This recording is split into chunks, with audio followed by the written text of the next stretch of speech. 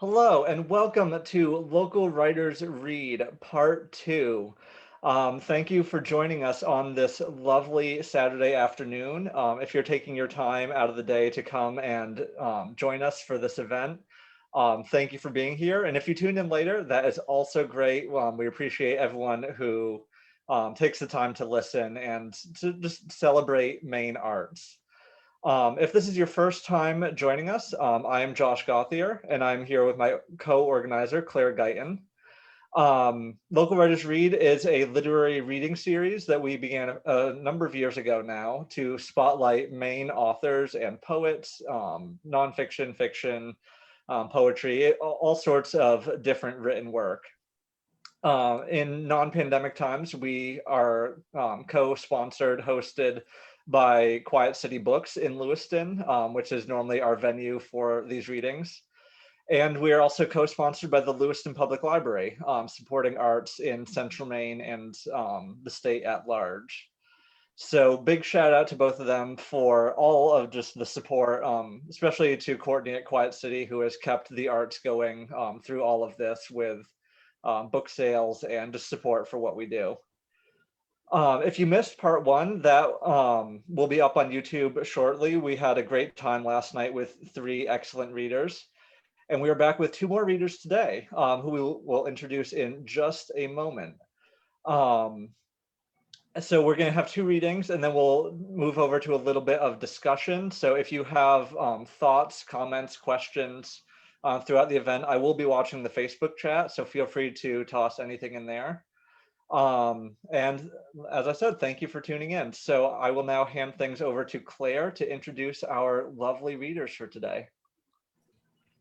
Thank you. Welcome to everyone to Strange and Travelers Part 2. We always have themes for these readings. And as Josh said, we had 3 readers last night reading prose. We had memoir and fiction, horror fiction, and literary fiction last night. So catch that if you missed it. Today is all about poetry. We're going to start with our good friend, Deborah Rosch-Eifert. Deborah is a Pushcart Prize nominated and award-winning poet and the author of Sown from Water, a chapbook from Uncollected Press. Her work has appeared in Whiskey Island Quarterly, Constellations, Cathexis Northwest, Persephone's Daughters, and elsewhere, and is forthcoming in Anti-Heroin Chic and Feral, a journal of poetry and art. Deborah was named Poet of the Month by Flying Ketchup Press. Next, we'll hear from Jason Grundstrom-Whitney, another good friend of the series. A Bear Clan member of the Passamaquoddy tribe, Jason's poetry has appeared in 3 Nations anthology, New England Writers, and in the Underground Writers Association's anthology of Maine poets. Jason's first book, Bear, Coyote, Raven, was critically acclaimed by the Boston Globe, Publishers Weekly, and many other publications. His next book of poems is scheduled to be released this summer. Okay, an afternoon of poetry right here, right now. Deborah, when you're ready, go for it. Okay. Well, I want to thank Local Writers Read for asking me back, and I want to thank Lewiston Public Library, of course, and the fabulous Courtney at Quiet City Books, which is a wonderful place to shop. Please patronize our favorite lady and her arts and gifts place.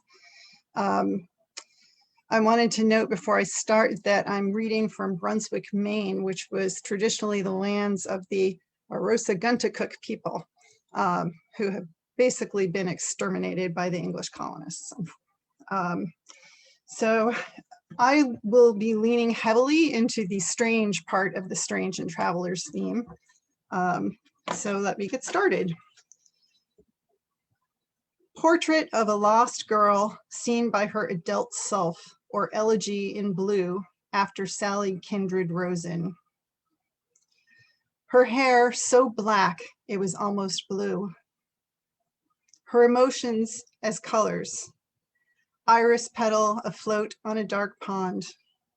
Broken mussel shell polished by waves. The bud tips of an eastern hemlock on a rainy dawn. A bruise. Shell of a Hubbard squash abandoned in a field. twilight shadows on a snowbank. Her vivid shoes, electric blue suede, pointed toes. When she steps off the forest path into shade dark as arrowheads, the woods open like a mouth, and in her blue hood, she begs to be eaten by wolves. Her blood mostly seawater, veins Atlantic blue. She sleeps on a bed of sand and driftwood under a blanket of blue-stained darkness. Her skin shimmers like mother of pearl. She sleep speaks secrets from her indigo dreams.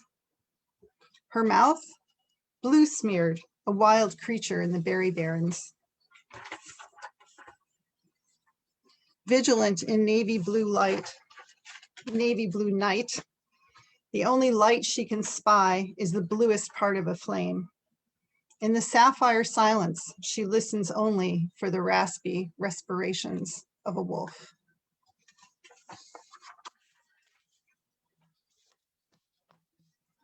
The next one shares a title with a poem by Ada Limon. Whatever winter did to us. Made us alone, made steps crunch through ice-rimmed puddles, made ears crackle with cold, broke ice to shards, glassy fragments that punctured blue-white dunes, froze twigs, pine needles to snow's glazed crust, made us pay. Here, ice is currency, the toll to cross the solid surfaced river. When you walk on its crystals, you remember the edge of snowfall is the beginning of sleep. Taught us ways to survive until spring. Lie beneath quilts made by your ancestors. Make your own quilt of sleeping bees.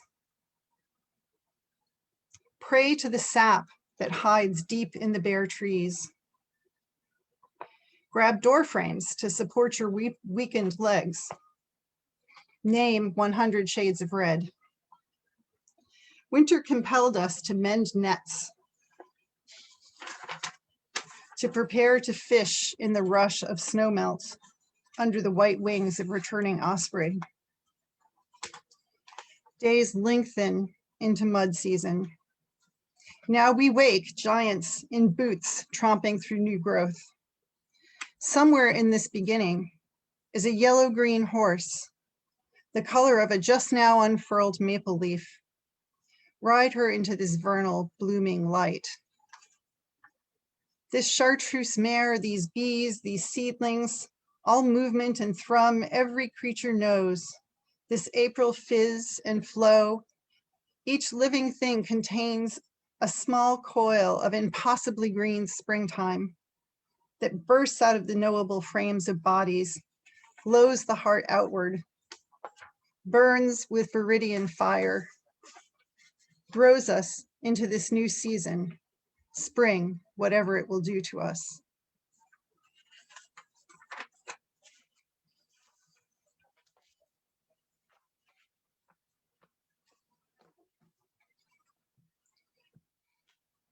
This next one is called The Wheel Turns Outside My Body. Morning on my lawn, a leaf corpse, dark ribs caught between two blades of grass, russet lace skeleton created by decay. Autumn breezes inflate, deflate this leaf. It swells and collapses like a lung, an experiment outside of a body. I am outside my body. Noon, I lie down in a muddy estuary, become ocean water, flow with the tides. My eyes turn to salt. I cannot look back. Late afternoon, I stand free from the muck. A birch's long shadow points toward my clavicle's hollow spot. Night. The wheel turns, my body comes back to me. My skin white as a birch. I raise my arms and owls stream in flight from all the gray trees. I'm always much more powerful in my poems than I am in real life. I can't get the owls to do anything in my personal life, but in any case. This next one is one of my favorites. I think this poem caught Claire's attention actually the first time I ever read, where she was there to see it. It's called Queen of Dragonflies, Instructions. You must speak to the bees. You must wade in the desert until you are crisp as coral, then wash in the sea. Drag your fingers through the water. Pluck the vibrating strings of time. Silently turn 3 times, then sit. Dress in clothes made of feathers, but arm yourself with porcupine quills. March forward, following the path of light unseen. Invite your ex-lovers to a picnic and sit next to one wearing an angel's invisible crown. When you see a dragonfly's iridescent wings, stay perfectly still so that your voice is not silenced by her sewing needle body when she lands trembling on your mouth. Prepare all day, pray all night. Love the dust, which is your ancestor. Become the ocean that lives within your skin. That one is in the new book, Sown from Water, which is available from my publisher, Uncollected Press, from Amazon, and from Barnes and Noble. And if you pick it up, I hope you enjoy it deeply. Most of what I'm reading is new work. Some of it's in the book, some of it is new work. This next one is called Tree Sister, 4 Scenes. 1, tense. I sit outside under an ancient one, old oak tree. Grass and purple clover brush against my ankles. The oak nods her leaves, and her rustles whisper. Tree energy hums. A glass harp inside me shatters. Now I am light held in the hands of trees. I exist in air, in the hollow knocks of branches stirring in summer winds. 2, old gray-green lichen climbs its tree's trunk. Paisley moss patterns in rain. 3, fallen mother tree, your bones grow saplings, fungus. Your rot makes new worlds. 4, tree sister shakes her leaf hair, dripping rain, feeding small creatures at her feet. Last night, she shook with thunder rumbles, swayed in a dance with high winds. We know only half her secrets. Saw what owl tells tree, we are all hers, you too.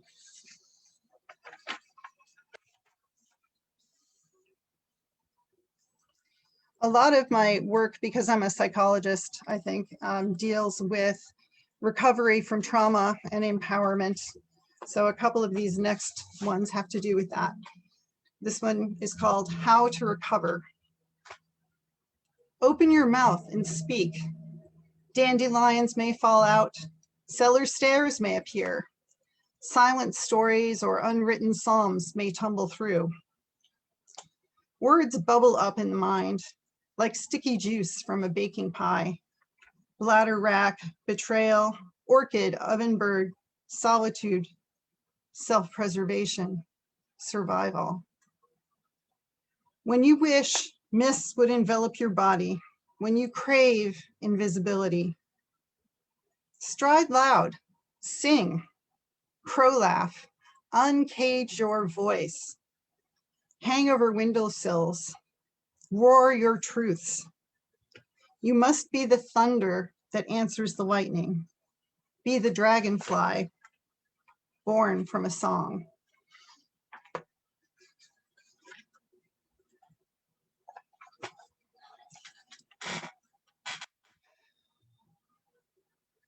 Let me get a sip of water.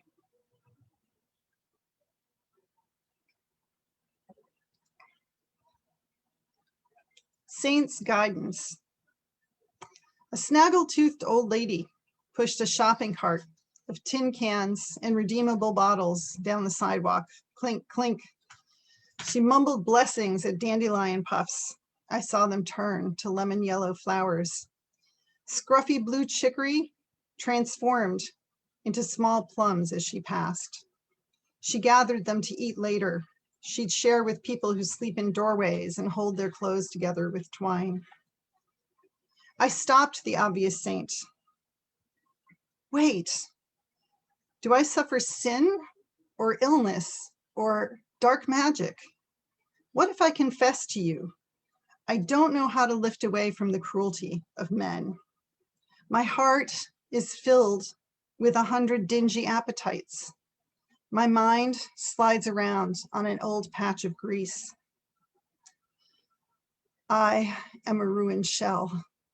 How do I heal?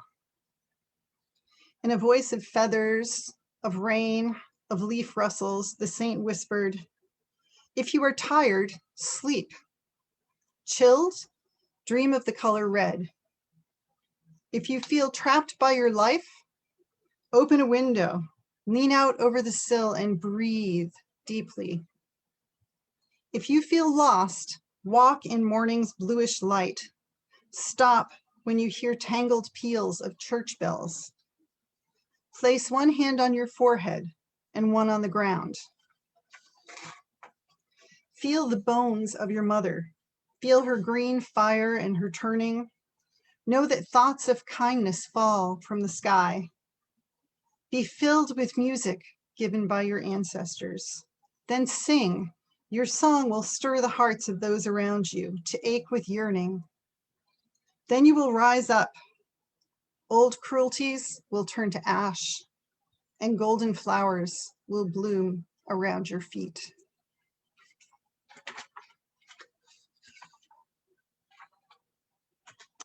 I had a bit of a scare this spring. I discovered that I had endometrial cancer, and fortunately that is all swell now, surgery all taken care of, no recurrences, no nothing, so no one get upset or worry, I'm fine. But I had to have surgery. And so these next two poems kind of came out of that experience. The first one's called Of Angels and Archangels. What comes of opening? Here is nail, bone. Here, soft fruits. Here, a uterus, a pink silence. Overused, overgrown, cut apart. Knives flash in the hands of precise angels. I know sounds can live deep down in bones, a skeleton of music. Yet I know silence rib by quiet rib. Lesser angels have voices, have song, but they turn from me. A man's touch turned my skin to scars. My rough epidermis, gravel in my voice, hurt these wren-winged angels. Will the delicate ones stay? No, no. Then let there be flood and rubble. Let the sun howl. Let sky be flame. Only let me have one more day to speak, O archangels who growl beneath red-splashed wings.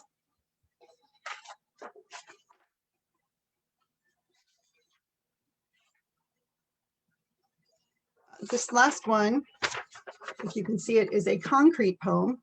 And if you look at it on the page, it forms the shape of a uterus. I was a little obsessed at the time. It is a section of a much longer poem, which is going to appear in Feral on the August 1st issue. This stanza is titled number 9, The Last Decade. Light, the last decades. Light, fire, ashes. I am the breath that created generations. I gave life, but I am more than what was removed. Uterus, cervix, tubes, and ovaries flamed in an incinerator. I exist. I am always hot. I am a burning torch.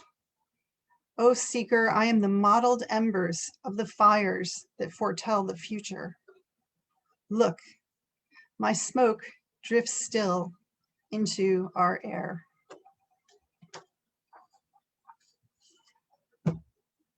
there you go. I would like to sort of turn things over now to my dear friend, Jason. Thank you, Deborah. I think back in the 60s when people didn't want to follow Jimi Hendrix or Janis Joplin, and I always feel that about your work, because man, it's always so powerful. I'm like mesmerized over here. So how am I going to pull off this reading? You know what I mean? So wow, that was very powerful, and I just love your work, my sister.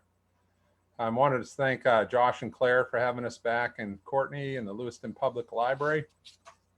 And the first poem I'd like to do, something I'm kind of working around with. I've got Lyme disease, which kind of created psoriatic arthritis. So sometimes good days, sometimes bad days. But the first one is called When a Tick Bites Stardust. When a tick bites stardust, a free jazz drum solo begins. Last night as the cold wind sang to the stars, I saw this tiny body for what it is and the light within. Stardust spread on my pillow, leaking from my eyes that hold all in wonder, not worry. I see this body in the garden, brown corn stalks, played by the wind. The soil now asleep under blue, white and blue shadowed snow. I see pictures of ancestors on the hutch that gave shape to what I have become. I see light singing and the ability to touch it with this light-infused dust, and the traveling done to be here in 2021. Little tick, vast horizon, you sunk your head into my vagus nerve. What did you see? The beginning of the cosmos? A light spreading in all directions, in all time, reaching and defining I beyond the narrow dead box of ego? Did you taste LSD and hear conversations and telephone wires from blood type hippie, holding flowers, lotus blossom bloom, big bang blood? Did it give you a rush? Lyme, you left me. I don't loathe you. A tick does what it does. An apple apples and lonely fields near crumbling foundations. I hear my heart, soil rhythm, plates moving, me surfing, kissing with souls, soul playing skins, jazz solo scattering time like compost, dust, corn, body, drum, rhythm, heart, soloing the silence. I am everything and all. I am nothing, and the touch point of silence. Wu-wei surfing, creating, dying, dying, creating. This moment where the past resides with the future. A Satori samurai singing the edge. Living this, living that, living, Lee, well.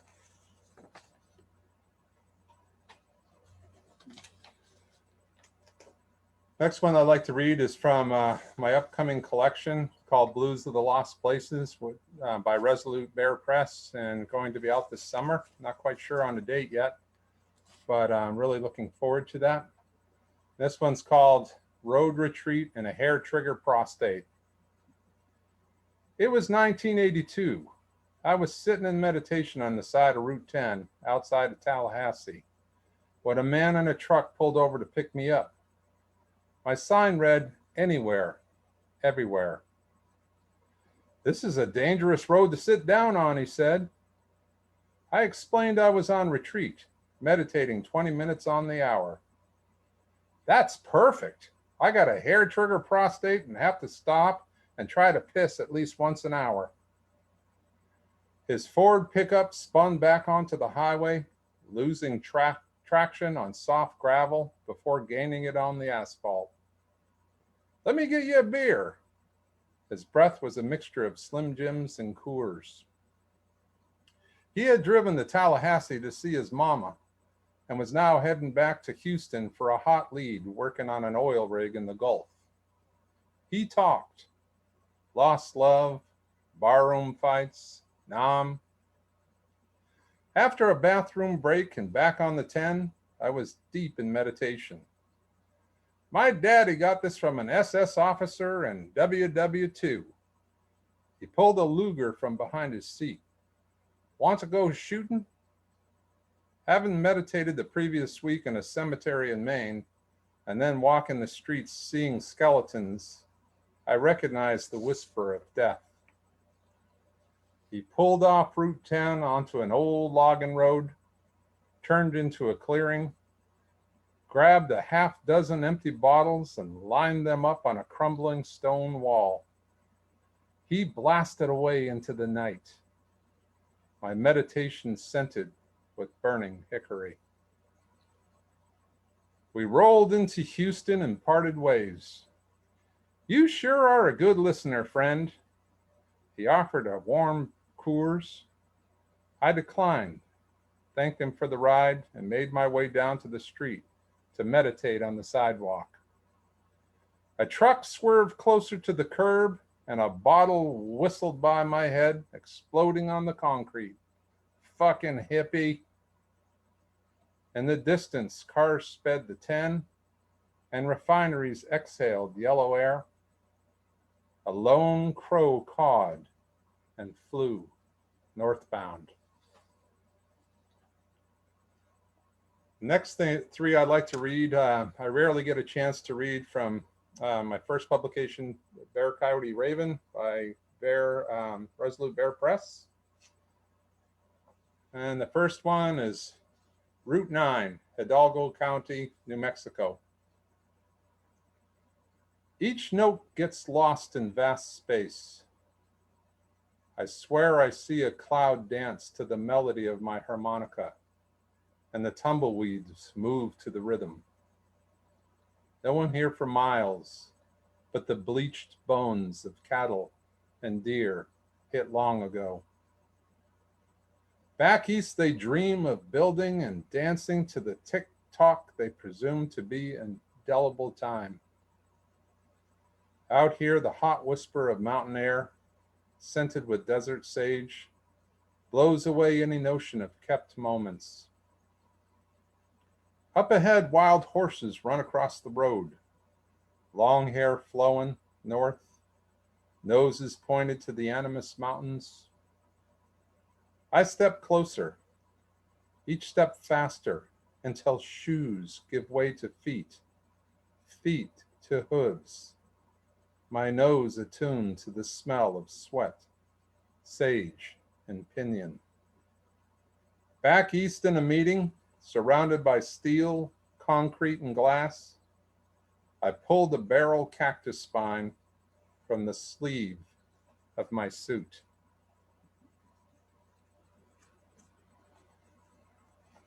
Next one I'd like to read is called Counting Coup in Pecos Wilderness.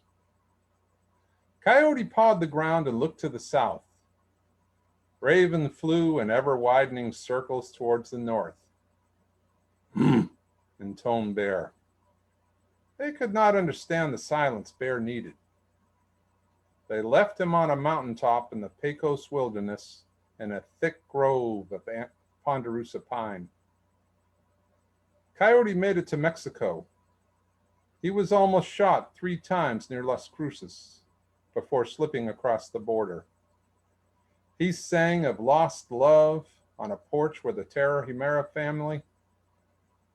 Raven swam the sky and made his way to the Heisla to create mischief. Bear set his old jeans and torn t-shirt neatly folded on a flat rock like an offering. He set his gaze on the desert floor far below. He sat through late afternoon as Hare nudged him and laughed, looking back at his brothers and sisters. Bear smiled at this counting of coup. Through the night, he looked into the space between the stars.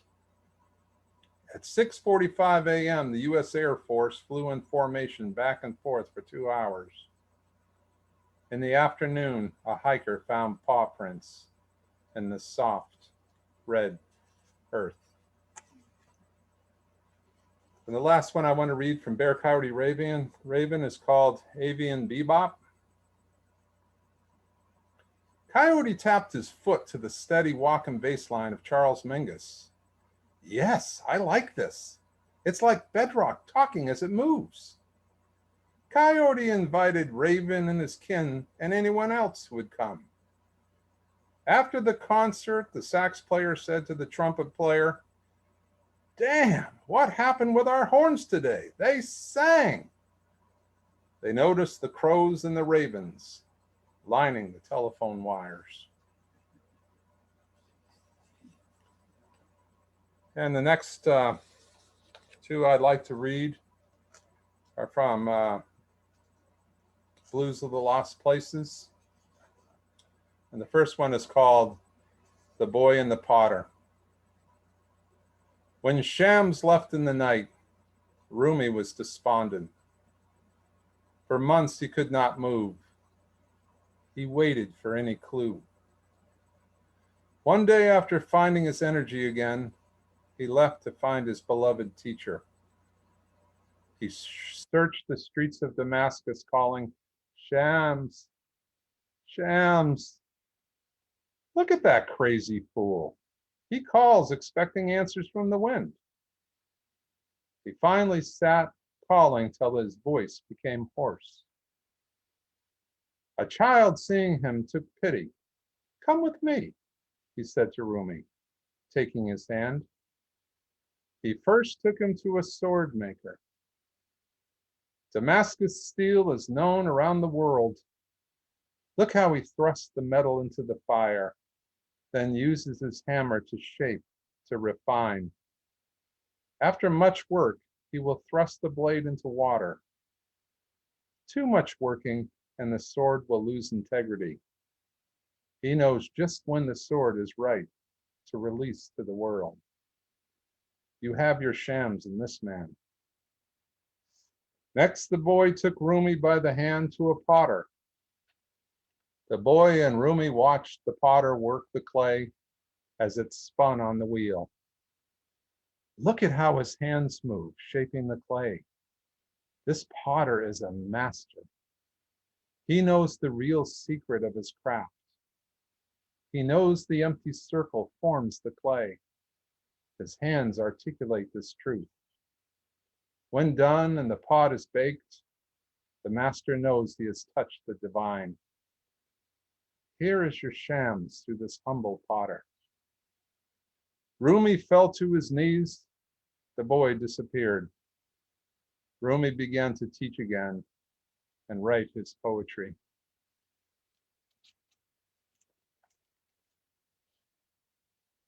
And do I have time for one more or two more or one? Good. The next one I'd like to read is called The Cactus, Wren, and the Tortoise. The cactus wren peeked from her nest at the desert tortoise. She admired the slow gait of the terrestrial turtle. You move with such resolve. I love your slow, elegant steps. No wasted movements, said the wren. My daughter, began the tortoise, we live for a very long time. And in that time, we realize not to waste, to make each movement count. In doing this, we smell the rain, admire the rain's laughter and desert flowers, to love dearly each being we see. The wren felt the pleasure of her words mix into her heart as her body felt a soft morning breeze. How do I live this way? She asked. Each of us is given what we are to live. Eagles do eagle things. Deer do deer things. Cacti blossom only after rain in their time. The wren began to sing. Her heart ached with such truth. The tortoise smiled and slowly walked away. Thank you.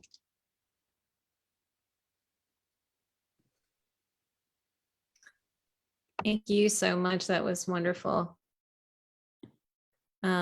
I love the way you both capture such personal, intimate moments in your poetry. I just love having you both, and I love having you read together. Also, and that'll get to the question I have for you. Before I ask that question, though, I wanted to thank you in particular for sharing poems about the challenges you've both faced with illness, because we can all relate to problems with our bodies, of course, but that feels especially meaningful right now as we continue to try to find our way through this pandemic. And Deborah, I also want you to know that I will never get tired of hearing that dragonfly poem. So I'll go ahead and get us started with this question. That's for both of you. It's going to take me a minute to ask, so bear with me. And I'll start with you, Deborah, so we'll give Jason a little time to rest after his reading. Sure. So I know when I first invited you to read with us was because I had attended a reading and I loved your work. And you read for us, and then you introduced us to Jason, and you said that you would really enjoy reading with him.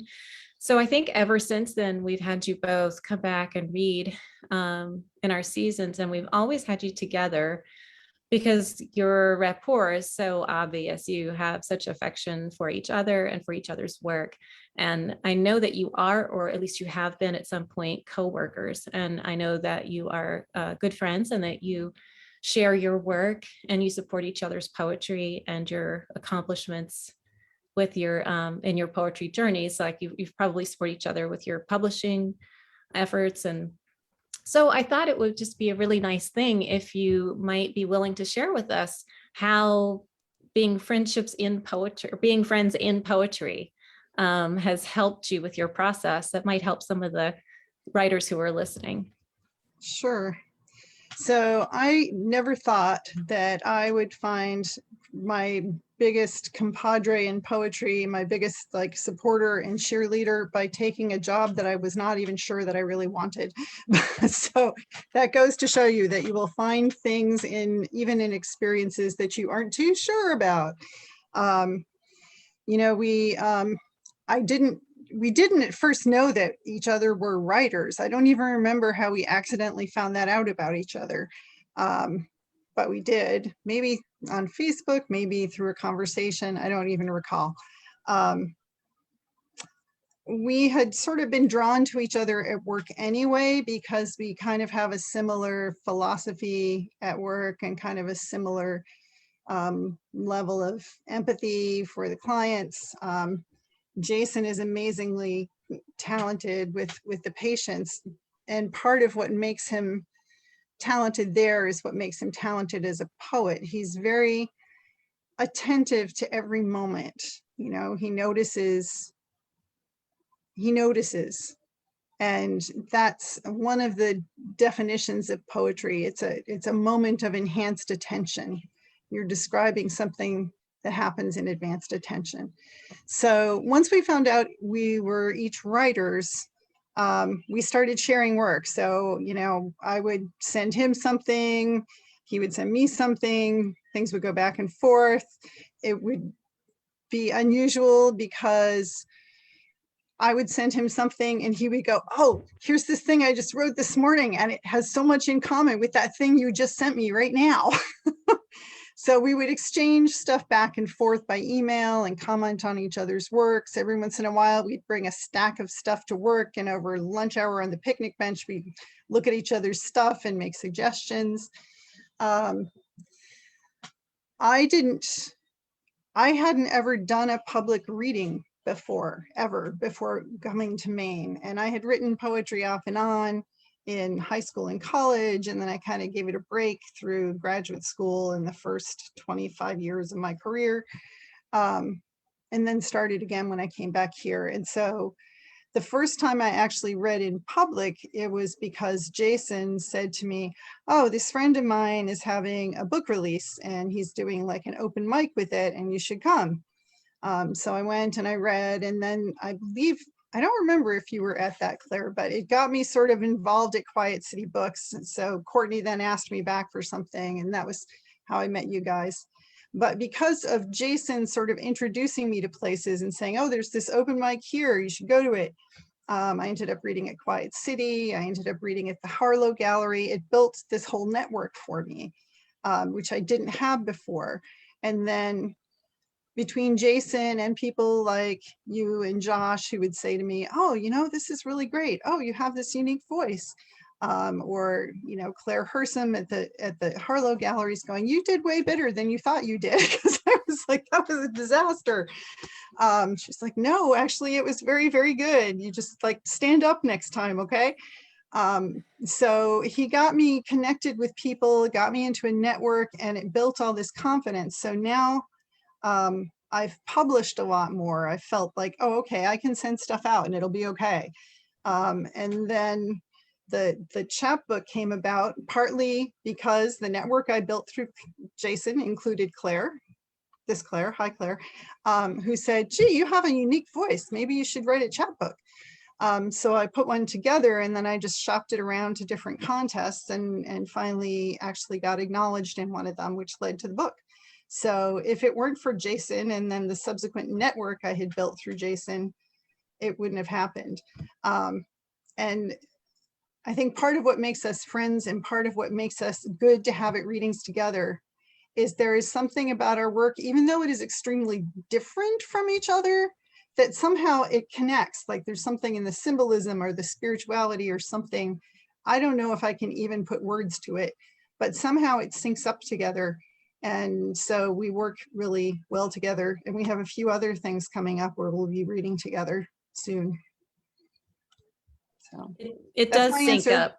It does sync up. And I also have a hard time putting my finger on it, because I think what I would have said first is what I said before, that you both have a really nice way of talking about sort of very personal, intimate things in a very accessible way. You know, when you get the personal right, when you're successful at that, it becomes the universal and everyone can relate to it. Yes.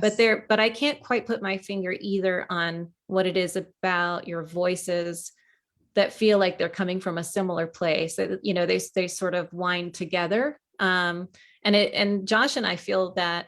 We also feel sort of, you know, the positive energy that you radiate towards each other whenever you're reading together, which is why, you know, we always want to have you together. So what did you want to say to that, Jason? I feel like I found my long lost sister. I'll tell you, you know, like Deborah has said, that we have so much in common at work. We both work in the psychology department, and Deborah is just a phenomenal clinician.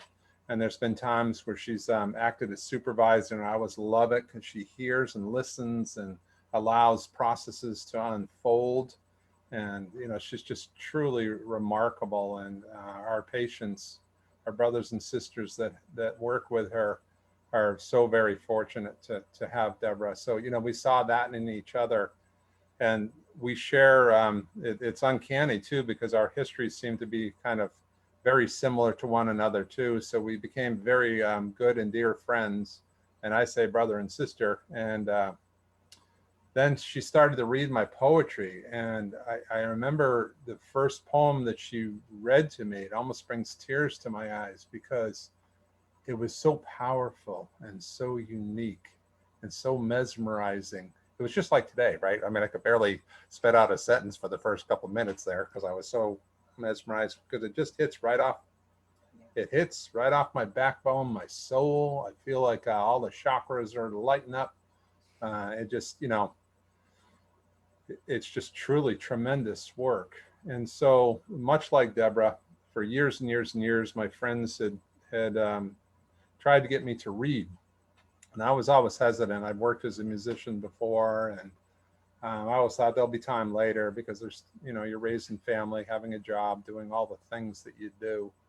And so it was my dear friend Jay Franzel that finally got me to read in public.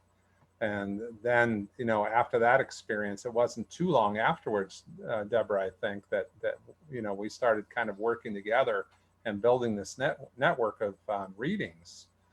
So it's just kind of happenstance, I think, for both of us to be able to be in this time, to be able to write and feel that freedom of writing. I think as you get, I can speak to my experiences as I get older. I'm not sure if I could have done it in my my 20s or 30s. You know, I was into different things like the music side of myself, and still into that. But I don't know if I had the maturity to kind of formulate the experiences that I do. But it's been such a pleasure. And as Deb says, we sometimes get our work together and, oh man, I love this one, Deborah. Oh, I love this one too.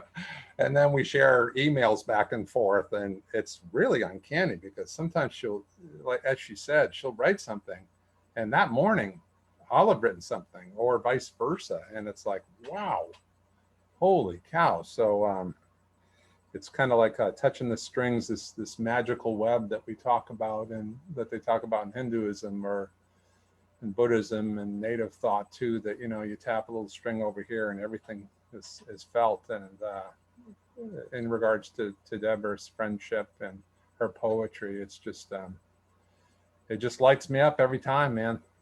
That's all I can say. Sorry, gonna talk like an old hippie, sorry. But you know, as you were talking, it made me think, oh yeah, there's one way that our work syncs up. I think both of us have this view that everything is interconnected, everything has spirit. It's kind of an animist point of view, you know, and so I think that gets reflected in the work. Recently, I was reading this book called, it's either called The Secret Life of Trees or The Hidden Life of Trees. Maybe the librarians know what it is. And it talks about all these things that are true about trees that we didn't know before. They have heartbeats. They communicate to each other underground. They take sugars that they have stored. They send them through an underground network to their offspring so that they grow their offspring. Some of them sort of sacrifice themselves to be the root for new trees. They can coordinate with each other. All the beeches and the hickories will have the same mast year, the year when they have the most nuts. They'll have them at the same time, because then everybody has better chances of having more offspring. It's like they're alive, they're like people. And I've always kind of felt that in a weird, like nerdy kid sort of way. And Jason's tradition and his beliefs have always felt that. So I started writing about, you know, weird things about the trees, and he was like, oh yeah, I think that too. So that sort of animist view, that is one way that we sync up. That being said, we're talking all about how we sync up. Our styles of working are completely different. So completely different. I can't even tell you. So Jason is the most disciplined person ever. He gets up, he writes every day religiously, like approximately the same time, drinking the same cup of tea. He does the same thing every day, and he is super prolific. And he tends to go with his early instinct and his early drafts. For me, my writing, sometimes I'm like a cat. Like sometimes I rub up against it and then I wander away for a while, and then I come back and rub up against it again. And I torture my stuff with 3 bazillion revisions before I will even share it with anybody except Jason. Jason will see the early drafts of stuff. So we have totally different ways of working, but we still enjoy sharing each other's things. It's just that I angst about it, like, oh my God, please know that this is just like draft 2. It's not any good yet. It's like, yeah, first thought's best thought. It's all cool, Deb. Yeah, I think maybe some of that comes from my, you know, playing jazz for all those years. You know, you just keep playing, right? So and you know, Deborah, you're, holy cow, your first drafts are, you know, people would dream to write to even have a touch base with a first draft like you do. It's just truly amazing. But hey, before I forget something, I've dedicated every one of my personal readings to my mom this year, and I forgot to do that at the beginning, so I apologize. My clan mother passed away this year, Joanna Dana, and she's a great elder and leader of the Passamaquoddy people. So I just wanted to make sure to get that in there too. But absolutely, interconnection is very, very big, and very huge part of our poetry together. But yeah. Go ahead, Josh. I can see you want to say something. Well, I was going to wind us down unless you had Go ahead. a final thought. I think they've covered it beautifully. I have nothing to add. Yes.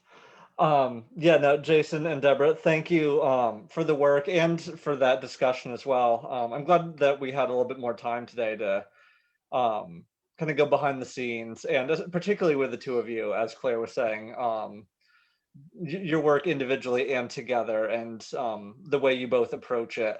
I love seeing writing community play out so well. You're talking about interconnectedness, but I know, I mean, like that's so much of what we do, even with this series, is to bring people together. And I know through like my Stone Coast connections, and then years back, I wandered into a writers meeting that Claire was hosting and was like, "Hey, look, people that do what I do."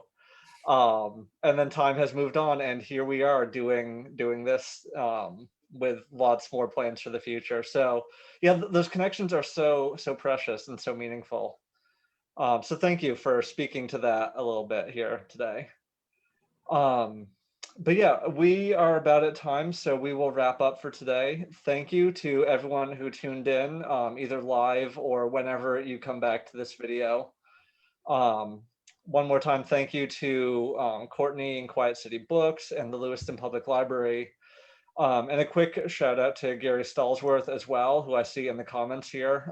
Gary is a local photographer who also, when we're in person, documents a lot of the events that we do. So thank you for coming out today. We will be back next month with another set of readings. Check our website or stay tuned on Facebook for the dates and the theme, and we'll have the list of readers before too much longer. Yeah, so everyone enjoy the lovely weather. Thank you for listening, and there's much more to come, but this has been fun. Thanks, everyone. Namaste.